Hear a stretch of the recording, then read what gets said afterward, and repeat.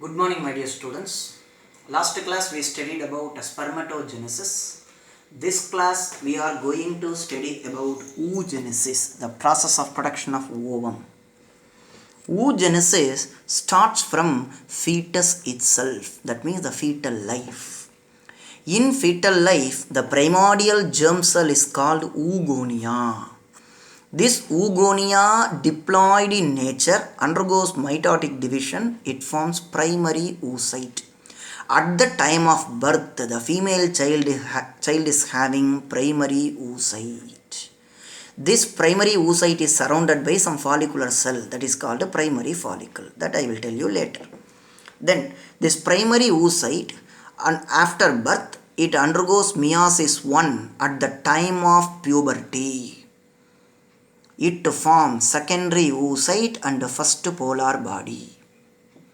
Then this secondary oocyte, after completion of meiosis 2, the cell division meiosis 2, it forms a mature ovum with the second polar body.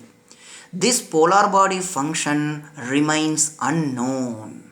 So these and all happen in adult reproductive life. Now let us go to picture explanation. This is here the primordial germ cell, the oogonia is there. The oogonia is surrounded by some granular cells. That cells are called follicle. So granular cells are surrounded with this oogonia. It's called primordial follicle. This primordial follicle it's converted into primary follicle. This primary follicle converted into secondary follicle. This secondary follicle changed to tertiary follicle. In tertiary follicle, there is one fluid-filled cavity is called antrum. And it contains two layers, theca externa, theca interna, internal layer. This tertiary follicle converted into Graafian follicle. This Graafian follicle finally ruptures and the secondary oocyte is released. When secondary oocyte is released, that woman attained the puberty. This usually happens at the age of 40. Then this Graafian ruptured part, the remnants of Graafian follicle, this particular part, changed into a corpus luteum, one body. The function I will tell you in menstrual cycle. This corpus luteum changed to corpus albicans. Finally it degenerates. So this is the process of oogenesis in pictorial explanation. This is flowchart explanation. For your examination, this is very important. And here, the diagrammatic structure of the ovum.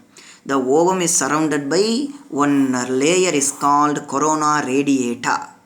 That corona radiata is irregular cellular forms. Then next to corona radiata, there is one layer. That layer is called zona pellucida. That means it allows only one sperm to enter into the ovum.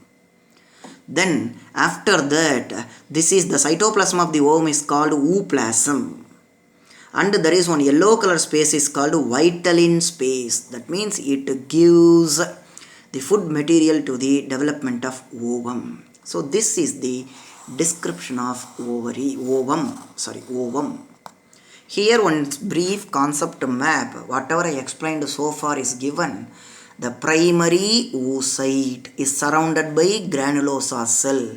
It becomes primary follicle at the time of birth. After birth, no more primary follicles are produced. So there are 60,000 to 80,000 primary follicles are there. That primary follicle converted into secondary follicle, secondary to tertiary follicle, tertiary to Graafian follicle, rupture of Graafian follicle, corpus luteum and corpus albicans finally. So this is what I explained. Here, one important concept. Secondary follicle contains primary oocyte and tertiary follicle contains secondary oocyte. This is very important. Antrum, fluid-filled phase, theca externa, theca interna. Then finally the Graafian follicle contains secondary oocyte. A rupture of Graafian follicle leads to ovulation. So based on the given concept, two questions are here given. Describe the structure of human ovum with a neat labeled diagram. This is structure of ovum, human ovum, 3 mark or even 5 mark also. Then give a schematic representation of oogenesis in humans. This is the schematic representation.